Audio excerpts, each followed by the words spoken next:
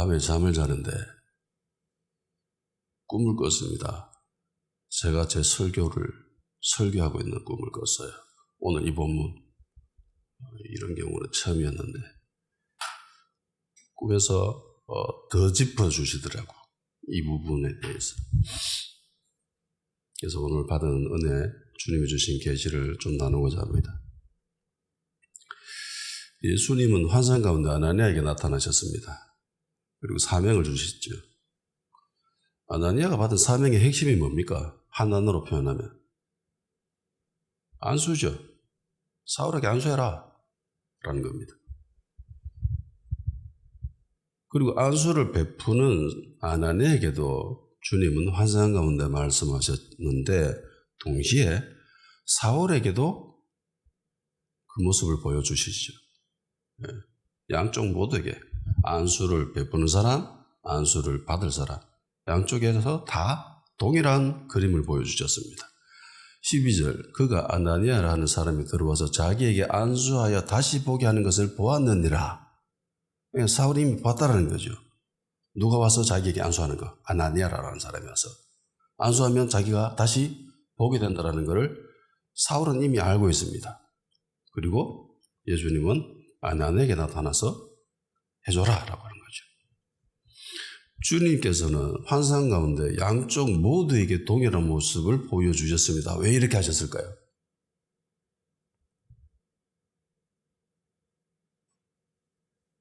한쪽에만 해도 충분히 일이 되어질 수 있을 것 같지 않습니까? 그럼에도 불구하고 주님은 양쪽 모두에게 나타나셨습니다. 이것은 확실하다는 거죠. 이건 빼도 박도 못하는 겁니다. 분명한 하나님의 뜻이고 주님의 계획하심인 거죠. 여기서 우리가 알아야 될 것이, 많은 사람들이요, 환상, 사명 혹은 비전에 대해서 이야기를 하면서 이거를 일반적인 것으로 해석하려 할 때가 많습니다. 물론 개인 스스로 그 비전과 사명에 대해서 갈 때에 꺼리낌이 없는 사람들은 괜찮아요. 그런데 자기 혼자 할 수 없는 그런 사명이나 비전이나 그런 것이 있습니다. 상호 간에 교통이 이루어져야 하는 그런 비전과 사명, 그런 것들은 있지요. 그런데 어떤 사람은 이렇게 이야기합니다. 내가 응답받았으니까 당신은 그냥 따라오기만 하면 됩니다. 그리고 자신이 하나님께로부터 응답받은 것에 대해서 굉장히 자랑스러워하면서 이야기하죠. 이거 확실하다. 이거 무조건 확실하다. 하나님 나에게 100% 응답하셨다. 기적 같은 방법으로 응답하셨다 하면서 주변의 사람들을 끌고 막 가려고 하는 사람들이 있습니다. 확실한 주님의 응답이 있었고, 그리고 그 기도에 나도 어느 정도 포함이 되는데도 불구하고 나는 응답받은 일이 없는데 나더러 같이 가자라고 이야기하는, 그냥 나만 믿고 따라와 라고 하면서 막 끌고 가려고 하는 사람들, 그런 사람들이 많지는 않지만 종종 있습니다. 특히 영적인 교회에 이런 경우가 많습니다. 장로교회는 별로 이런 일들이 일어나지가 않아요. 장로교회는 뭐 기도도 별로 안 하고 하나님과 교통, 뭐 주님과의 성령님과의 뭐 교제 이런 거 뭐 없잖아요. 뭐 없다라고 하는 것은 조금 억측이지만은 별로 중요시 여기지 않아요. 가장 극명하게 드러나는 것이 있습니다. 이게 남녀와의 관계입니다. 배우자를 위해서 기도를 했습니다. 그리고는 응답받았대요. 내가 저 자매라고 결혼하는 게 하나님의 응답이라면서 확실한 증거가 있다면서, 하나님께 응답받은 것이 있다면서, 그리고 응답받은 것을 막 나열하면서 이야기하죠. 들어보면 진짜 그런 것 같아요. 기적이 아니고는 이런 응답이 나타날 수가 없다라고 나름의 확실한 증거와 상황들을 나열하면서 내가 당신과 결혼해야 될 확실한 응답이다, 하나님의 계획이다, 섭리다라고 이야기하는 사람들이 있습니다. 열분을 토하면서 막 주장하죠. 대부분 이렇게 이야기하는 사람들도 소위 좀 영적이다라고 하는 사람들이 이런 경우입니다. 하나님 일에 별 열심이 없는 사람들은 이렇게 가지도 않아요. 뭐 기도를 안 하는데, 교회만 왔다 갔다 하는데 뭐 기도할 일이 없지. 기도 응답받는 사람이 아무리 확실하고 뚜렷한 증거가 있다 하더라도요, 그 상대방이 아무런 마음에 동료가 없다면은 그건 무효입니다. 그건 무효예요. 마음에 이끌림이 없는데, 나에게는 어떤 마음의 동료도 일어나지 않는데도 불구하고 막 일방적으로 그쪽에서 막 응답받았다면서 막 끌고 가려고 하면은, 안타깝게도 이렇게 끌려가는 사람들이 간혹 있습니다. 이런 사람들도 소위 약간 영적이다라고 하는 사람들이 여러 케이스에 속하죠.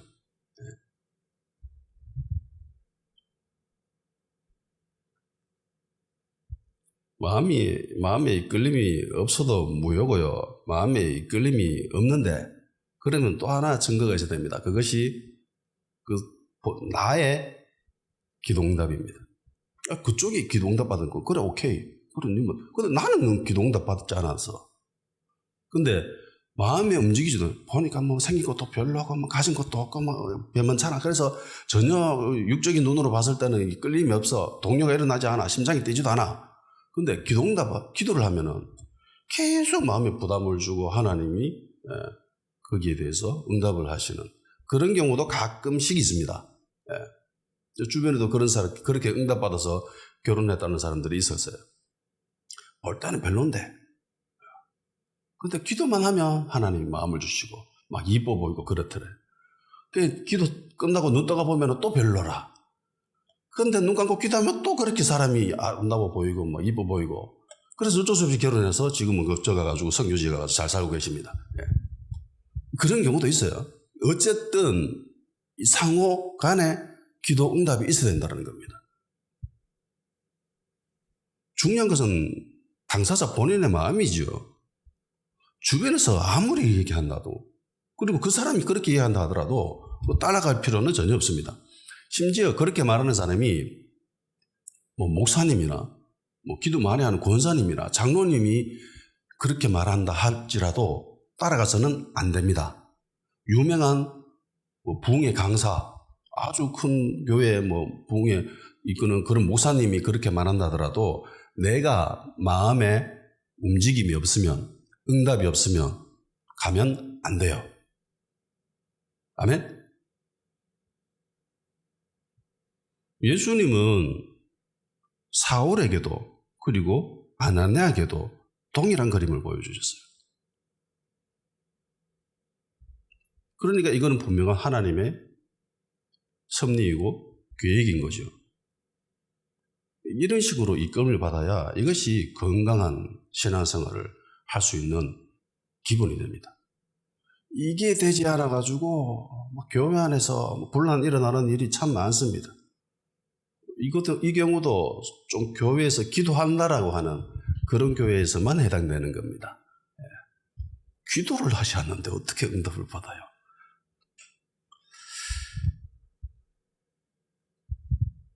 예수님은 사울과 아나니아 양쪽 모두에게 동일한 모습, 환상 가운데 보여주셨습니다.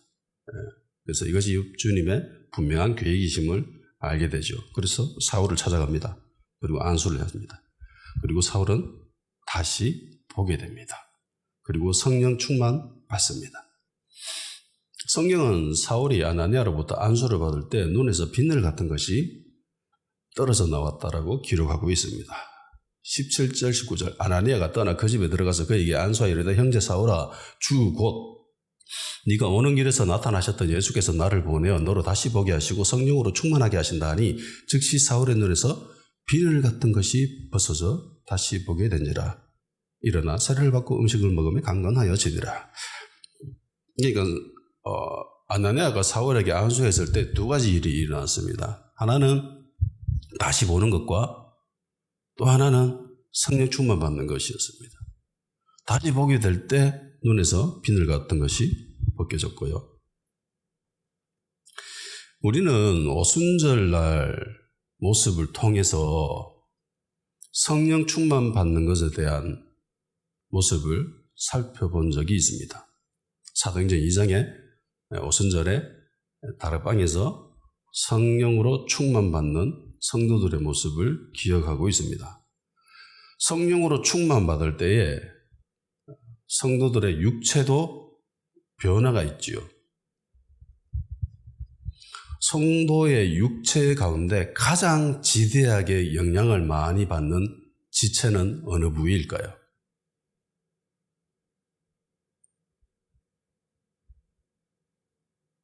입입니다.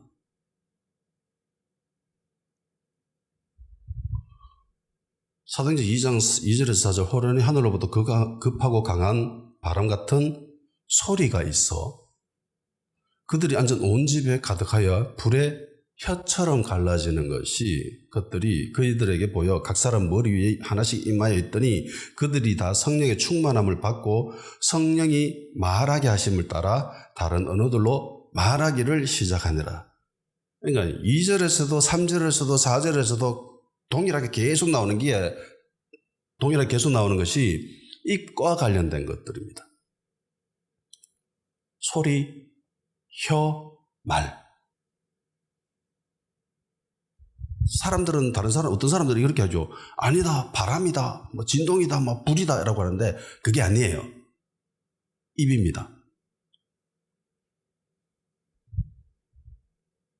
엘리야가 하나님의 산에서도 갔을 때도 동일하지요. 지진, 불, 바람.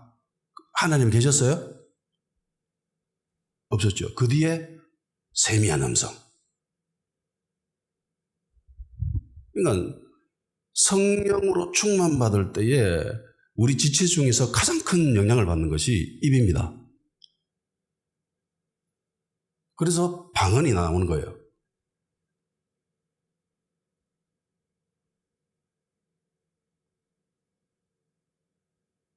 해서 간혹 성령 충만받았다고 하면서 그 입에 변화가 일어나지 않는 사람들이 간혹 있습니다.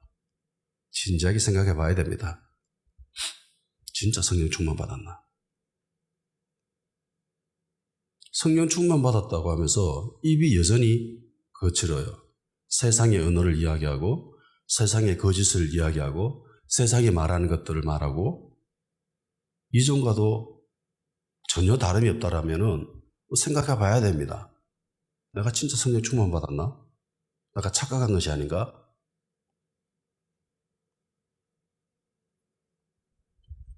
입에 변화가 일어나야 돼요. 방언도 이런 변화의 한 가지 표현일 뿐입니다. 성령으로 충만받는다는 것은 성령이잖아요. 거룩한 영이잖아요. 그러니까 그리스도의 영입니다. 하나님의 영이에요. 그것이 우리 안에 가득 쌓인다라는 거죠. 여기 흘러 넘친다라는 겁니다. 그러니까 성령 충만은 예수님의 영으로 충만하다라는 겁니다. 그런데 예수님의 영으로 충만한 사람이 입에서 거짓을 말하고 저주를 말하고 악독을 말하고 이게 가능해요? 불가능하다는 거죠. 그럼 어떤 사람들이 질문하는 사람들이 있습니다. 그럼요. 목사님, 교회에서 성령 충만 받았다고 하는 목사님이나 권사님들이 간혹 있는데 근데 그 사람들 입이 되게 험하던데요. 욕도 잘하고 거짓말도 잘하고. 그건요, 착각한 겁니다. 그 사람들은 성령 충만 받은 것이 아닙니다. 은사를 받은 거예요. 그러니까 성도들은 은사가 있는 것과 성령 충만 받는 것을 잘 구분을 못해요. 이것 때문에 참 많은 문제가 일어납니다.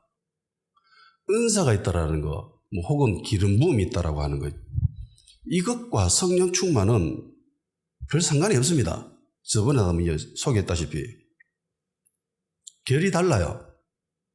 은사, 기름 부음, 개인의 믿음, 이것은 은사나 기름 부음 같은 종류들은 개인의 믿음이나 신앙생활의 기준이 될 수가 없습니다. 그러니까 이 사람들은 착각한 거죠. 아, 저 목사님은 은사가 있으니까 기름 부음이 있으니까 성령 충만 받은 것이구나 라고 착각하는 거죠. 그래서 저 사람이 하는 말은 맞는 거야. 저 사람이 하는 행동은 맞는 것일 거야. 저 사람이 내가 따라야 될 신앙의 본이 되는 거야 라고 생각한다는 겁니다. 그 착각입니다. 은사가 많은 거예요. 은사가 많아도 잘못된 길로 가는 사람들이 있나요, 없나요? 있습니다.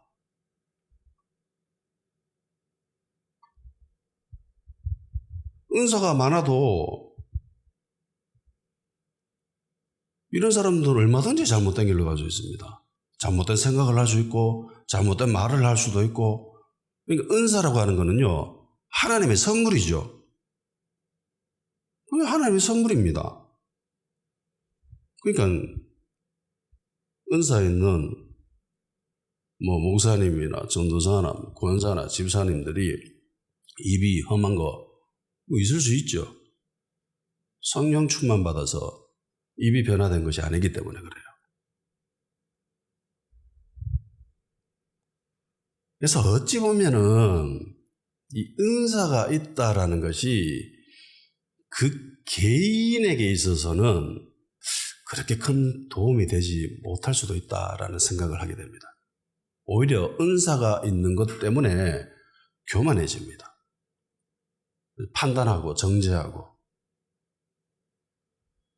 은사로 말미암아 교만해진다면 그 은사는 오히려 없는 이만 못하죠.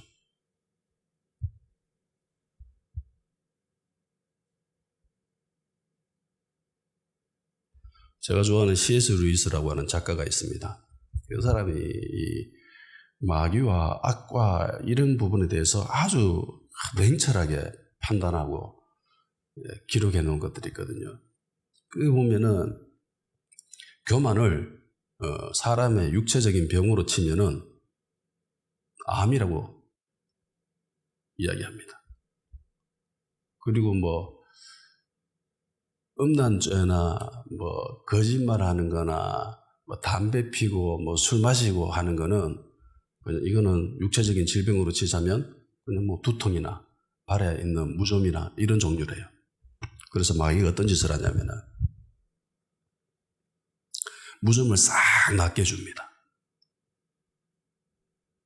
그럼 이 사람은 정말 기분이 좋겠죠. 와, 하나님의 은혜로 내가 하나님의 사랑을 받았구나 이러면서, 그리고 그 속에 암이 자라기 시작합니다.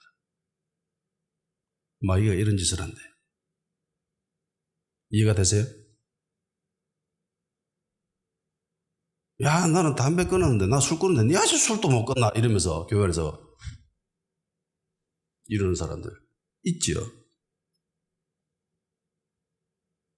술은 끊었는데, 담배는 끊었는데, 거짓말은 하지 않는데 안에 뭐가 자라고 있어요? 암이. 그러니까 은사가 이래서 위험하다는 겁니다. 이런 기본적인 겸손의 밑바탕이 깔리지 않는 상태에서 은사가 그 사람에게 임하면은요, 오히려 독이 돼요. 그래서 많은 그리스도인들이 이 은사 때문에 이단으로 빠지죠. 이단으로 빠져있는 그런 교회들, 초창기에 보면 대부분 교회 성도들이었어요.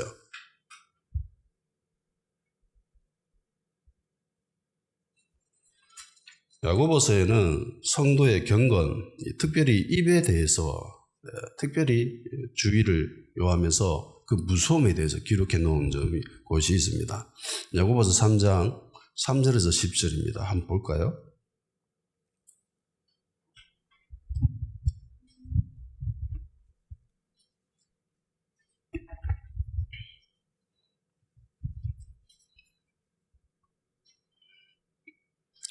야고보서 3장 3절에서 10절 다 같이 읽읍시다. 시작. 우리가 말들의 입에 채갈 물리는 것은 우리에게 순종하게 하려고 그 온몸을 제어하는 것이라.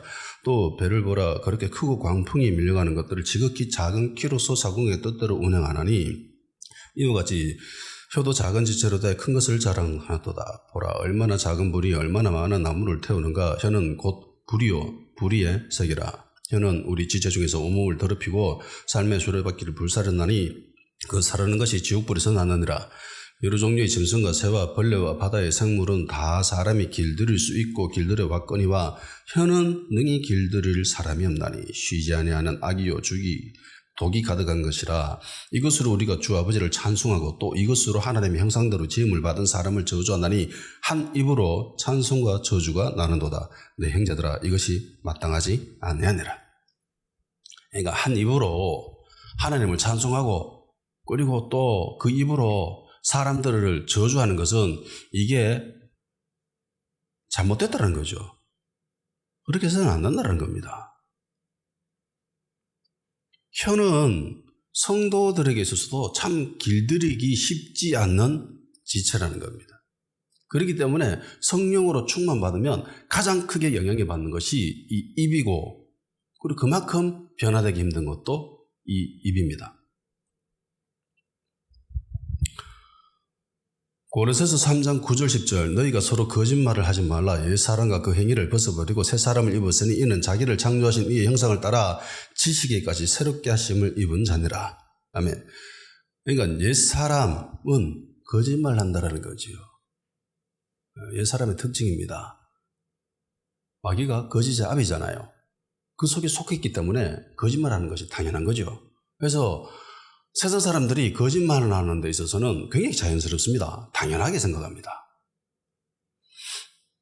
에베소서 4장 24절 25절 하나님을 따라 의와 진리와 거룩함으로 지으심을 받은 새 사람을 입으라. 그런즉 거짓을 버리고 각각 그 이웃과 더불어 참된 것을 말하라.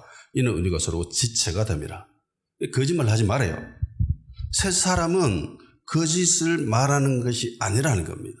참된 것을 말하는 사람이 새 사람입니다. 새 사람이 누구죠? 그리스도인들이죠. 이 사람은 예수님을 알지 못했던 그때를 옛사람인 것이고 예수님을 알고 예수님을 나의 구세주로 영접하는 그 사람은 새 사람입니다. 그 새 사람은 거짓을 버려야 돼요. 거짓말하지 말아야 됩니다. 그래서 제가 예수님 믿는 사람들 중에서 그 사람의 믿음이나 뭐 신앙생활이나 뭐 능력이나 그런 거는 전 별로 안 따져요. 그럴 수 있지. 그거는 개인의 성향에 따라, 뭐 태어나는 환경에 따라, 부모의 유전자에 의해서 그건 뭐 결정되어지는 거기 때문에 어쩔 수 없어요. 공부 잘하는 것도 능력이고, 뭐 체육 잘하고 노래 잘하고 이런 것도 능력이잖아요. 개인의. 그건 어쩔 수 없는 겁니다. 근데 하지 말아야 될 유일한 기준이 거짓입니다. 그래서 저는 예수 믿는 사람이 거짓말하면 그건 진짜 못 참아요. 견딜 수가 없습니다.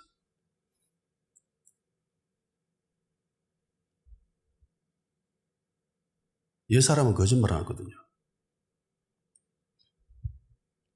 새 사람은 참된 것을 말합니다. 입에서 나오는 그것으로 통해서 그 사람의 됨됨이를 결정할 수 있는 겁니다.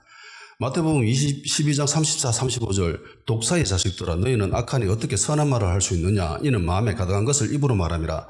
선한 사람은 그 싼 선에서 선한 것을 내고 악한 사람은 그 싼 악에서 악한 것을 내느니라. 입에 악한 말들이 가득하다. 이게 무슨 의미입니까? 내 안에 악한 것이 가득 차 있다는 거죠. 성령 충만 받은 사람이 악한 말을 할 수 있습니까? 그러면?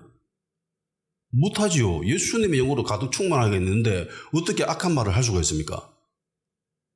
그러면 성령 충만 받은 사람이 악한 말을 하고 거짓말을 하고 욕한다라는 것은 이건 있을 수 없는 거죠.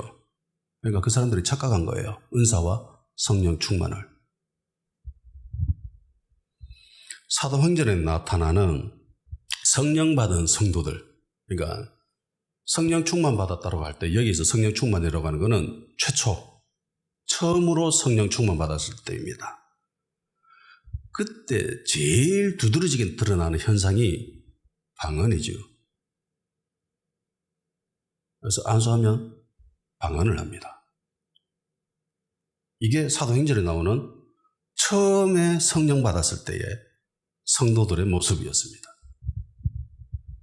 그런데 이제부터 본론입니다. 본문에 나오는 모습은 사도행전에 나오는 여타 다른 모습과 다르죠. 바울이 방언했다라는 기록이 있습니까? 본문에?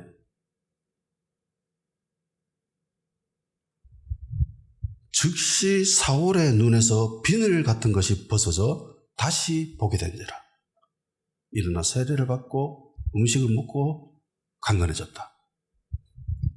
제일 먼저 나오는 게 눈에 비늘이 벗을 것인 거죠. 사도행전에 나오는 거의 대부분의 사람들은 성령 충만 받았을 때 방언했습니다. 그런데 사울의 경우는 매우 특이합니다. 성령으로 충만받았을 때 다른 성도들과 다르게 눈에 비늘 같은 것이 벗겨졌다고 기록하고 있습니다. 그리고 이 기록은 유일합니다. 그 뒤에도 이와 비슷한 모습이 없습니다. 바울만 유일하게 기록되어 있는 거예요. 그러면 이 본문에 바울이 방언에 대한 모습이 나와 있지 않았기 때문에 그러면 바울은 방언하지 않았을까요? 그렇지 않지요. 초대교회에서 바울만큼 기도 많이 한, 방언 기도를 많이 한 사람은 없었습니다. 그리고 이거를 바울은 아주 자랑스럽게 이야기합니다. 고린도전서 14장 18절 내가 너희 모든 사람보다 방언을 더 말함으로 하나님께 감사하노라. 야, 너희 교회 중에서 내보다 더 방언기도 많이 하는 사람 없다라고 하는 거죠. 그것 때문에 방언기도 정말 많이 한다. 그것 때문에 너 하나님께 감사한다라고 합니다. 그러면 바울은 언제 방언 받았을까요? 방언은요 분명히 성령 충만 받을 때 나타나는 현상입니다. 입에 변화가 있기 때문에. 아나니아가 안수했을 때죠. 그때는 말을 안 했습니다. 방언을 안 했습니다. 그런데 방언은 터졌어요. 성령 충만을 받았고 그리고 바울은 방언을 했습니다. 그런데 성경에는 방언에 대한 기록은 없고 눈에 비늘이 벗겨졌다고 기록하고 있습니다. 만일에 사울의 눈에 비늘이 벗겨지지 않았으면 사울은 다시 보게 되었을까요? 못 보게 되었을 수도 있겠죠. 그럼 눈에 비늘이 벗겨졌다는 것은 어떤 의미일까요? 무슨 말일까요? 눈에 비늘이 벗겨졌다. 이 본문에 대해서 대부분의 이제 목사님들이 이야기하는 건 이런 겁니다. 눈에 비늘이 벗겨졌다는 것은 영적인 눈이 떠졌다라는 말로 해석을 합니다. 영안이 생긴 거다라고 생각을 하죠. 에베소서 1장 17절에서 19절에 나오는 이 기도처럼 우리 주 예수 그리스도의 하나님 영광의 아버지께서 지혜와 계시를 너희에게 주사 하나님을 알게 하시고 너희 마음 눈을 밝히사 그의 부르심의 소망이 무엇이며 성도 안에 그의 영광의 풍성함이 무엇이며 그의 힘이로 위력으로 역사하심을 따라 믿는 너희에게 베푸신 능력의 지극히 크심이 어떠한 것을 너희로 알게 하시기를 구하노라 했을 때에 이 마음 눈, 이 바울이 소개하는 마음의 눈, 이것이 바로 영적인 눈이고 이것은 지혜와 계시의 영으로 말미암는 것이다 라고 할 수 있겠죠. 지혜와 계시의 영이 임하지 않으면 하나님도 알 수 없고 마음의 눈도 어두워지는 겁니다. 해서 그럼 어떤 일들이 벌어지는가? 영적인 유익이 무엇인지 전혀 알지 못하는 상태가 됩니다. 내가 신앙생활을 하는 거, 교회생활을 하는데 어떤 유익이 있는지 전혀 알지 못하는 상태. 그냥 왔다 갔다. 근데 지혜와 계시의 영이 임하면 마음의 눈이 밝아지면 다르게 된다는 거죠. 소망이 무엇인지, 하나님의 기업이 어떤 것인지, 그 영광이 어떤 것인지, 풍성함이 어떤지, 그 힘의 위력으로 역사하심을 따르는 그 능력이 얼마나 큰지 그걸 알게 된다는 거죠. 그러니까 영적인 그 의미를, 진리를 발견하게 된다는 겁니다. 그래서 바울은 지혜와 계시의 영이 임해야 되는 것이 굉장히 중요하다고 하면서 특별히 에베소 교회를 위해서 내가 이렇게 기도하고 있다라고 기록하고 있는 겁니다. 내가 이렇게 기도하고 있거든. 바울의 기도는 바울만 기도하는 걸까요? 아니죠. 성경이 기록하고 있는 것은 성경을 읽는 독자들로 하여금 그렇게 하라는 의미입니다. 바울의 기도는 곧 우리의 기도가 되는 거죠. 그러니까 성령으로 충만해지면 뭐 영안이 밝아진다 라고 할 수 있죠. 세상의 이치를 확실히 분별할 수 있게 되고, 대신에 성령으로 충만해지지 않으면 희미하고 뭐 뿌옇고 그런 겁니다. 사울의 눈에 쓰여져 있던 비늘을, 이거는 영적인 실체를 분별하지 못하도록 만드는 어떤 장애물일 수도 있는 거지요. 본문에는 뭐 비늘, 뭐 껍데기 뭐 이렇게 되어 있습니다. 안경에 습기가 차면은 사물을 제대로 볼 수가 없지요. 잘 안 보입니다.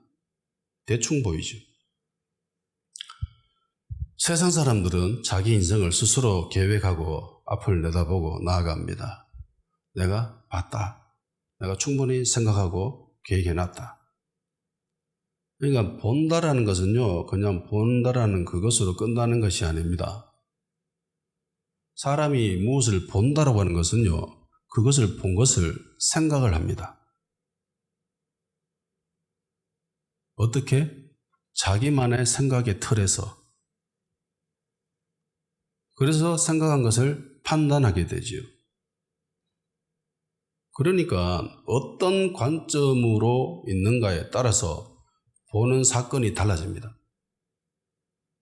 이런 경우는 뭐 뉴스 같은 거 봐도 많이 나오죠. 특히 정치 쪽에. 한 사건인데 다르게 해석하죠. 이쪽에서는 이렇게 해석하고 저쪽에서는 저렇게 해석하고. 이게 그들이 가지고 있는 생각의 틀이 이미 결정되어 있기 때문에 그런 거예요.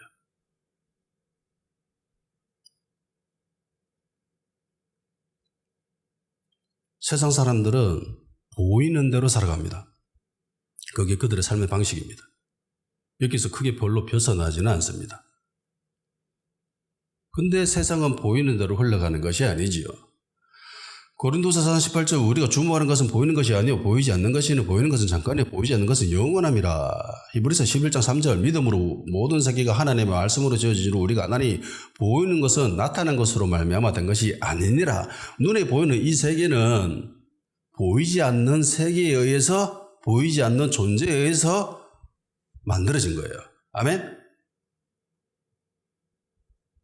그러니까 그리스도인들과 세상 사람들과의 결정적인 차이가 여기 있습니다. 우리는 보이지 않는 하나님을 믿는 사람들, 그러니까 보이지 않는 것을 믿는 사람들이 우리고요.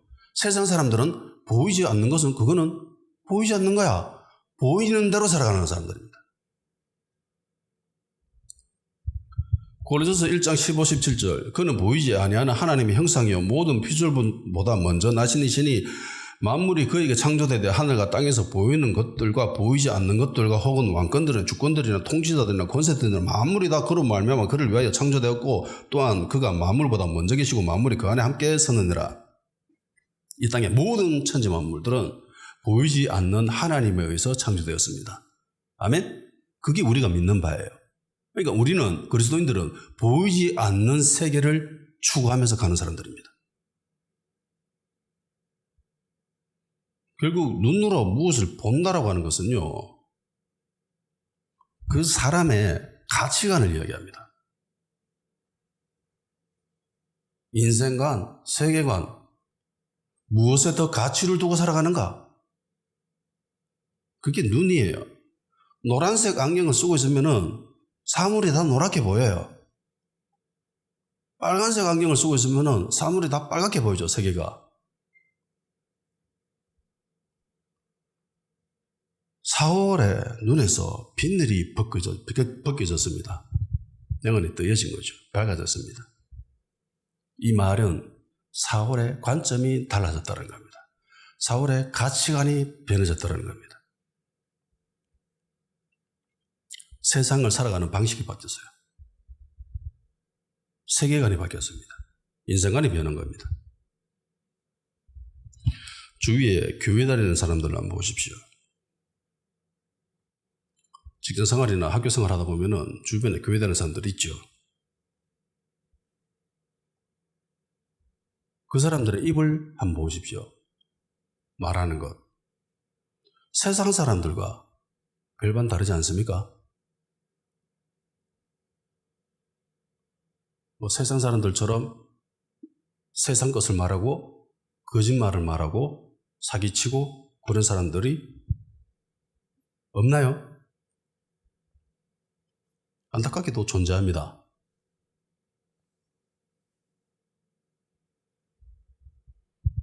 그렇다는 것은 그들은 교회 다니지만 성령 충만을 받지를 못했다는 소리예요.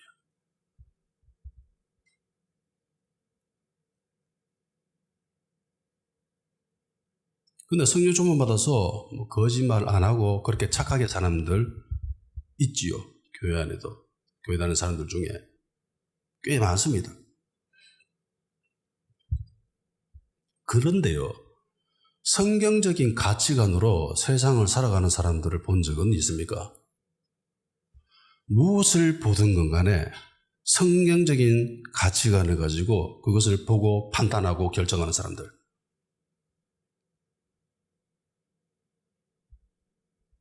저는 별로 보지 못했습니다.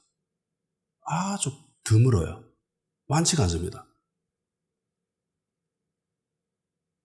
아니, 내 자신을 한번 봅시다. 나는 내가 무엇을 볼 때 성경적인 가치관으로 그것을 봅니까? 아니면 세상 사람들과 별반 다르지 않습니까? 안타깝게도 교회 다니는 많은 사람들이 예수 믿고 천국 가는 수준에 머물러 있습니다. 그런데 우리가 알다시피 초대교회 성도들은, 사도들은 그 꼬라지를 절대로 보지 못하죠. 예수 믿고 그냥 천국 가는 것으로 만족하는 그런 것을 눈뜨고 보지 못합니다. 어떻게 해서든 성령 충만 받게 하려고 하죠. 왜? 그 상태에서는 세상을 이길 수 없다는 걸 너무나 잘 알고 있기 때문에. 베드로가 경험해봤잖아요. 예수님 3년 동안 쫓아다니면서 그렇게 열심히 자기 인생을 헌신하면서 살아갔는데 결정적일 때 도망치잖아요. 부인하잖아요. 그것을 이길 수 있는 힘은 성령 충만. 그러니까 그 상태로 예수 믿고 있는 그 상태로는 안 된다는 걸 너무나 잘 알고 있는 거예요. 힘이 없다라는 거. 주변에 바람 한번 불어보면 넘어진다는 걸 너무나 잘 알고 있기 때문에 성령 충만 받아야 된다라고 그렇게 강력하게 이야기하면서 받게 받는 겁니다. 근데 교회가 예수 믿고 천국 가는 것으로 대부분 교회들은 만족하는 것 같아요. 특히 목사님들이. 이게 정말 안타까운 일입니다. 성도들이 성령 충만 받게 하려는 데 있어서는 별로 관심이 그닥 없어요. 왜? 머리수 채우는데 그거 별로 도움이 안 되거든. 오히려 그렇게 했다가 사람들이 기분 나빠서 교회를 떠나는 게 더 많거든. 그러니까 굳이 그거 안 하는 겁니다. 어느 정도 선을 그어요. 다 그렇다는 소리는 아니지만 꽤 적지 않는 교회가 이런 행태를 취하고 있습니다.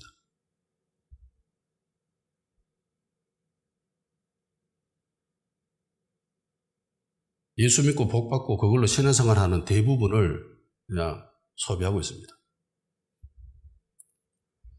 그리고 적지 않은 성도들은 성령으로 충만함 받아 신앙생활을 하기도 합니다. 예수님의 영으로 충만함 받는다는 것은 예수님과 감정을 공유한다는 거죠. 예수님의 마음을 느낀다는 겁니다. 그래서 성령 충만 받는 사람들이 잘 이야기하는 것이 하나님의 마음에 대해서 이야기합니다. 하나님의 마음을 느낀다. 예수님의 마음을 느낀다. 이러면서 예수님의 눈으로 보면 그게 너무나 안타깝고 마음이 아프고 이러면서 기도하면서 그렇게 많이 눈물을 흘리고 기도하는 것. 이것이 다 성령으로 충만받았을 때에 예수님의 마음을, 예수님의 심장을 공유하기 때문입니다. 주님과 감정적으로 공유하고 교통하는 그런 단계인 거지요. 이런 사람도 또 교회에서 그렇게 많지는 않습니다. 그런데 어느 정도 꽤 많은 사람들이 예수님과 마음을 공유하면서 예수님 느끼는 것을 자기도 느끼고 그런 사람들이 있지요. 이런 사람들은 예수님을 위해서 자신을 내어드리죠. 예수님을 위해서, 하나님의 나라를 위해서 자신을 기꺼이 내어드리는 사람들입니다. 그리고 주님을 위해서 살아갈 것이라고 결단하는 사람들입니다. 대부분 기도하는 사람들이고 영적인 사람들이라고 이야기하는 사람들입니다. 그런데 여기서부터 이것보다 더 희귀한 사람들이 있습니다. 바울과 같은 경우에 해당되는 사람들입니다. 바울은 주님의 심장을 품었지요. 주님의 마음을 알고 있는 사람입니다. 그래서 주님의 길을 갑니다. 감성적으로 매우 밀접한 상태였습니다. 동시에 그는 성경에 대해서도 매우 탁월한 수준에 있는 사람이었어요. 자, 생각해 봅시다. 성령으로 충만함 받는다라고 했을 때에 성령 충만 받기 위해서 최소한도로 가져야 될 기준이 존재합니까? 성경적인 것에 대해서. 사복음서는 읽어야 된다. 신약 성경은 한 번쯤은 읽어봐야 된다. 아니면 암송을 한 7구절, 49절 정도는 해야 성령 충만 받을 수 있다. 아니면 주기도문은 외워야 성령 충만 받을 수 있다. 사도신경은 외워야 성령 충만 받을 수 있다. 라고 하는 기준을 들어본 적이 있나요? 없죠. 그러면 반대로 성경에 대해서 아무것도 모르는 상태에서 성령 충만 받을 수 있을까요?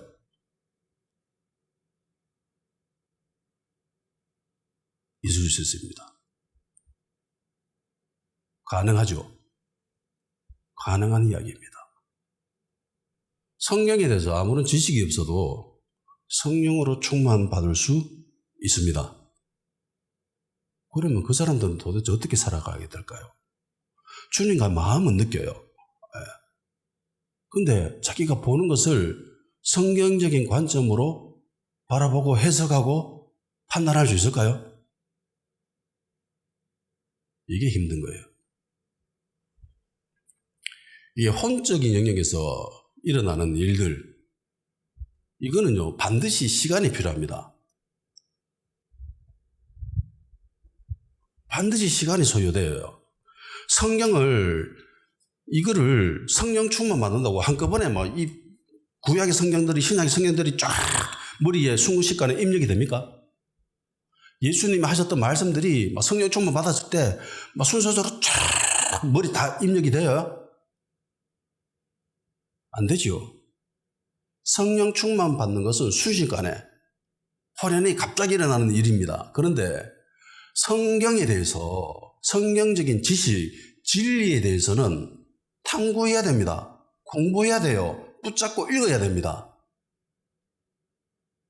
그래야 가능해요. 성경적인 가치관이 성령 충만 받는다고 갑자기 생겨요? 성경에 대해서 무엇인지도 모르는데 그게 어떻게 생겨요? 아니, 성경이 무슨 말을 하고 있는지, 예수님이 무슨 말씀하셨는지에 대해서 지적인 바탕이 전혀 없는데 성령 충만 받았다라고 어떻게 성경적인 가치관이 세워질 수가 있다는 겁니까? 세상에 일어나는 그 일들을 보면서 저거를 성경적인 올바른 가치관으로 어떻게 판단할 수 있어요? 불가능합니다. 성경을 모르는데, 예수님이 무슨 말씀하셨는지 모르는데 어떻게 알아요?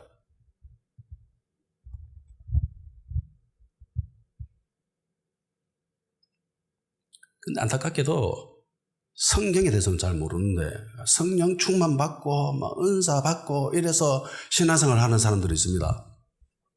그러면 그 사람들은 무엇의 기준을 두고 살아갈까요? 자신의 은사, 기도, 믿음, 기름 부음 이런 것을 가지고, 그러니까 자기가 이때까지 살아왔던 그런 사고의 틀에서 크게 벗어나지 않는 상태로 단순히 성령 충만 받아서 그냥 살아가는 거예요. 그럼 어떤 일들이 벌어질까요? 은사는 받았고 성령 충만은 받았고 뜨겁고 열심히 있는데, 근데 옆에서 보면은 뭔가 이상해. 저건 하나님의 뜻하고 별 상관이 없는 것 같은데, 근데 그 사람은 하나님의 일이라고 열심히 핏줄을 토하면서 그렇게 이야기를 하면서 가. 옆에서 보면 좀 이해가 안 되는 경우가 있습니다. 성도들이 세상에서 살아가면서 삼아야 될 유일한 기준은 성경입니다. 아멘? 성령이 아니에요. 성령에 의해서는 이끌려가는 거지, 살아야 될 기준은 성경입니다. 오직 말씀만이 성도들의 기준이죠. 진리죠. 예수님이 말씀 그 자체지 않습니까? 내가 길이요 진리요 생명이라고 했습니다. 그러니까 말씀만이 길이고 진리고 생명인 거예요. 성령은 그 길로 인도하는 거죠. 이끌어 가시는 거죠. 우리는 순종하면서 그 길을 가는 거죠.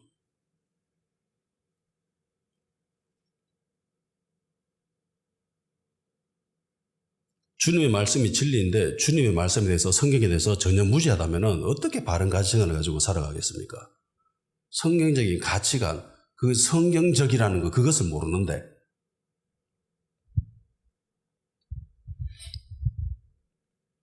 요한복음 14장 26절 보혜사 곧 아버지께서 내 이름으로 보내실 성령 그가 너희에게 모든 것을 가르치고 내가 너희에게 말한 모든 것을 생각나게 하리라.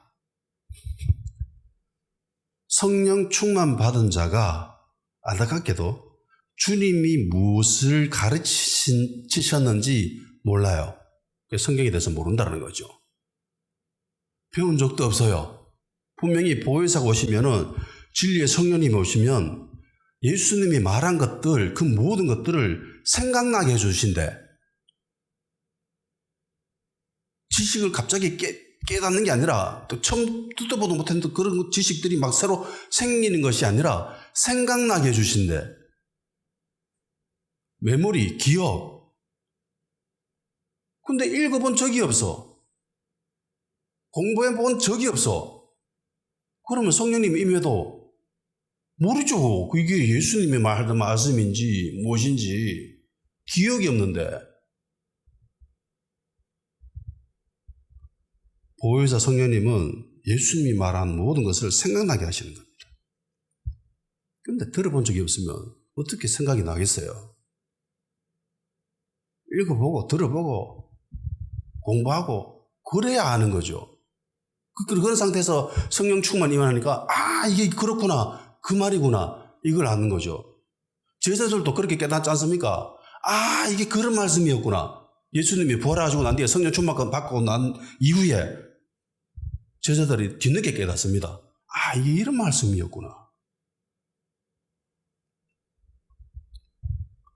말씀에 대한 이 충족은 기적적으로 되어지지가 않습니다. 기도한다고 한순간에 짠하고 이렇게 되어지지가 않아요. 병 고침 받듯이 그렇게 순식간에 기적적으로 말씀이 우리 안에 채워지지가 않습니다. 이야기했잖아요. 혼적인 영역에서 일어나는 일은 무조건 시간이 필요하다고. 공부해야 됩니다. 읽어야 됩니다. 시간을 들여야 돼요. 그러지 않고 성경적인 가치관이 채워지지가 않습니다.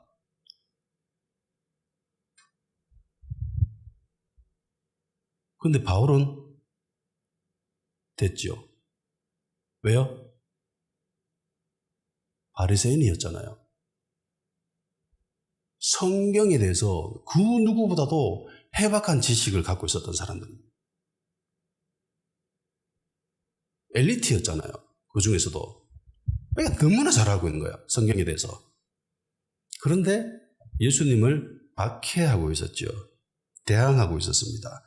예수 믿는 사람들을 잡아서 감옥에 집어넣으려고 다메섹에 가고 있었습니다. 그 상태에서 주님이 임하시고 눈이 멀고 아나니아의 안수를 통해서 다시 보게 됩니다. 눈에 비늘이 벗겨지죠. 성경적인 바른 가치관을 가지기 위해서는 성경에 대한 충분한 이해가 전제로 되어져야 됩니다. 그 위에 성령 충만이 임하는 거예요. 그러면 올바른 성경적인 가치관을 형성할 수 있게 됩니다. 그 반대여도 괜찮아요. 성령 충만 받고 성경 말씀에 대해서도 아무것도 몰라도 성령 충만 받을 수 있다겠죠. 그죠? 성령 충만 받고 그 위에 하나님의 말씀을 시간을 들여서 쌓으면 성경적인 가치관이 변할 수 있게 됩니다. 바울은 전자였죠. 성경적인 가치관을 백그라운드가 가득 상태에서 그 위에 성령 충만이 임했습니다. 그러니까 순식간에 가치관이 변해요. 성경 말씀에 대해서 몰랐으면은 성령 충만 받고 말씀에 대해서, 성경에 대해서 충분히 공부하고 읽고 보는 가운데 서서히 성경적인 가치관으로 변화되는 거예요.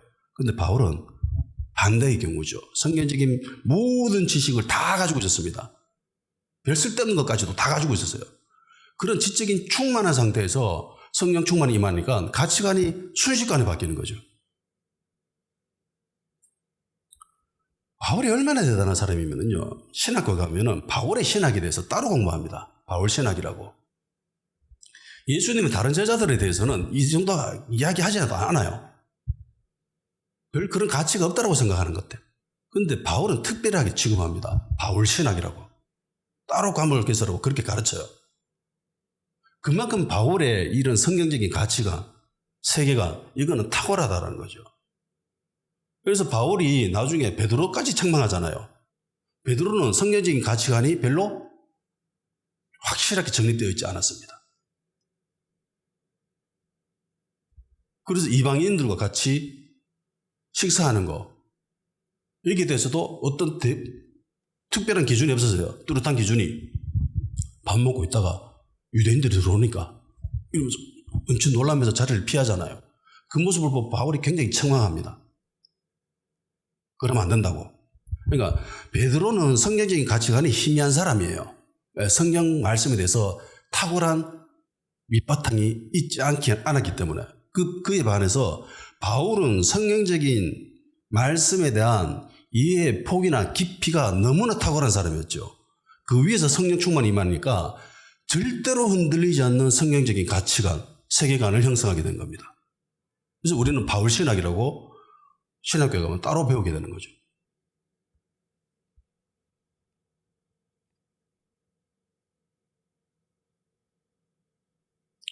근데 한번 생각해 보세요. 사울은 예수님 믿기 전에 세상적인 삶을 살았습니까? 아니면 종교적인 삶을 살았습니까? 세속적인 삶을 살았어요? 아니면 하나님의 일을 하면서 살았습니까? 하나님의 일을 하고 살았죠. 굉장히 종교적인 사람입니다. 그것도 엄청나게 바리새인 중에 바리새인이요, 히브리인 중에 히브리인이요, 그리고 가발리엘 문화성에 들어가서 그렇게 열심히 특심을 가지고 일한 사람입니다. 굳이 다메섹에 있는 그리스도인들을 잡아서 데리고 올 필요 없잖아요. 잡아도 올 필요 없잖아요. 그런데 그것이 하나님의 일이라고 생각했기 때문에 특별히 대제사장한테 가가지고 공문까지 받아서 그렇게 간 거예요. 그러니까 자기를 위한 삶을 산 사람이 아닙니다. 하나님을 위한 삶을 살고 있었던 사람이에요. 바울은.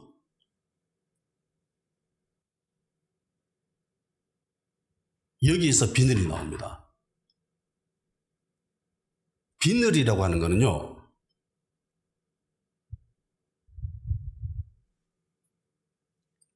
못 보는 게 아니에요. 사람들이 이 영안이 뜨여졌다, 봉사였는데 영안이 뜨여졌다라고 하는데 그게 아니에요. 바울은 세속적인 삶을 살았던 사람이 아닙니다. 어느 정도 인식이 전부터 계속 이 사람은 종교적인 사람이었습니다. 하나님을 위한 삶을 살았던 사람이에요. 그런 사람이 눈에서 비늘이 벗겨진 거예요. 주변에 보면 그런 사람들 혹시 없습니까? 예수 믿고 신앙생활 하고, 그리고 믿음도 좋고, 기도도 열심히 하는데, 근데 자기가 받은 비전이라고 사명이라고 하는 것을 보면은, 저거는 굳이 하나님이라고는 별 상관이 없는 것 같은데, 라고 드는 생각 들게 만드는 사람들 혹시 없나요? 저는 주변에 그런 사람들 꽤 봤습니다. 그거는 자기의 개인의 욕심이고 개인의 성공이지 저게 굳이 하나님의 일하고 상관이 있을까라는 생각이 뚜렷하게 드는 사람들이 있어요. 자기 교회가 세워지는 것이 대한민국 교회를 살리는 유일한 길이랍니다. 그러면서 성도들에게 헌금을 막 강요해요. 그 사람은 이게 하나님의 일이래. 대한민국 교회를 살리는 유일한 길이 자기 교회 세우는 거래.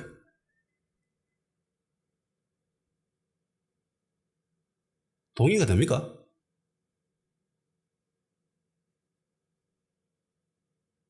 동의가 안 돼요. 그거는 전혀 상관이 없어요. 개인의 욕심일 뿐이에요. 개인의 비전이고 개인의 사명일 뿐이에요.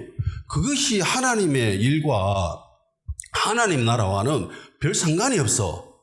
근데 성도들은 거기에 막 집 팔고 이러면서 막 그 교회 세우는데, 근데 그 교회가 산골짜기에 있어.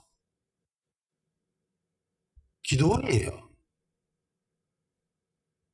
예배 드리는데 뭐 단순 계산으로 5,000명에 뭐 몇 번 해가지고 이러면은 우리 교회에서 몇백만 드리면은 대한민국 인구가 다 교회 예배 드리게 된다. 이따구 논리를 이야기하고 있습니다. 그게 도대체 하나님의 일하고 무슨 상관이라? 자기 욕심이지. 포장은 해놓고 있죠. 하나님의 일이라고. 바울도 마찬가지입니다. 하나님의 일이라고 생각하고 있습니다. 자기 스스로 철저히 100% 확신하고 있어요. 그 사람도 그럴 거예요. 그 목사님도 이것이 하나님의 대한민국 교회를 살리는 유일한 길이라고 100% 확신하고 있습니다. 그런데 제가 봤을 때 그건 눈에 비늘을 쓰고 있어요. 바울이 그랬거든. 그러니까 비늘이라고 하는 것은요, 이런 의미예요. 교회 주변에 이런 사람들 얼마나 많습니까? 대부분 종교적인 일에 특심이 있는 사람들이에요. 세속적인 사람이 아니라니까. 하나님 일에 전혀 무관심한 사람들이 아닙니다. 정말 열심히 하는 사람이에요. 다메섹까지 가가지고 몇 박 며칠을 걸어가가지고 굳이 공문까지 만들어가지고 찾아와가 그렇게 하는 정말 열심히 있는 사람들. 주변에서 보면 환호하겠죠. 박수 쳐주겠죠. 와, 당신 대단합니다. 와, 믿음 대단하네요. 신앙 대단하네요. 어떻게 그렇게 힘든 일을 합니까? 그럼 그 사람 더 우쭐하겠죠. 나 참 대단한 사람인 것 같아. 근데 비늘 쓰고 있어요. 껍데기 쓰고 있습니다. 그거 하나님의 은혜로 벗겨내지 않으면 자기 스스로는 죽었다 깨어나도 깨닫지 못합니다. 바울도 몰랐잖아요. 강권적인 하나님의 개입이 없었으면은 바울은 변하지 않았어요.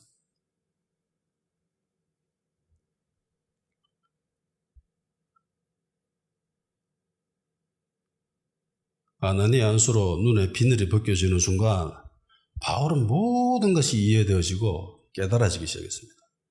아, 이거였구나. 아, 이게 하나님의 길이구나. 하나님의 일이구나. 그리고 순식간에 가치관이 변해버리죠. 시간이 걸리지 않아요. 별로. 순식간에 바뀝니다. 성령 충만 바울은 세상에 그 누구보다도 세상을 정확히 바라보죠. 어떻게 살아가야 되는가? 그 기준, 틀이 너무나 견고하게 세워집니다.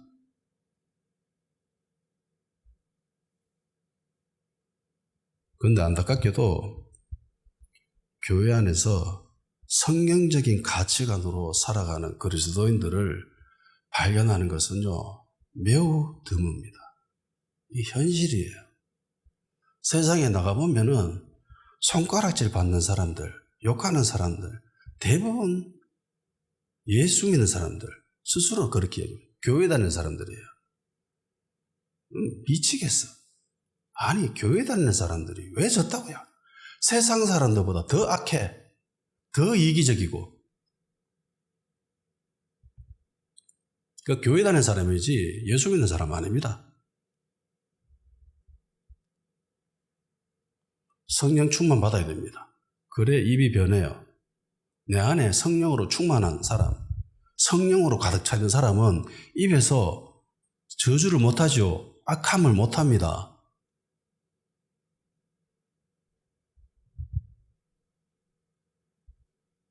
이게 비늘입니다.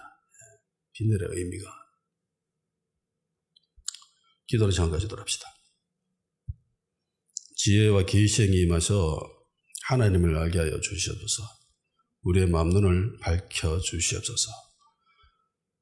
성경적인 가치관을 가지고 세상을 바라볼 수 있도록 성령님 우리에게 충만하게 임하여 주시옵소서. 우리의 눈에 비늘이 벗겨지게 하여 주시옵소서. 다 같이 기도로 생각하시도록 합시다.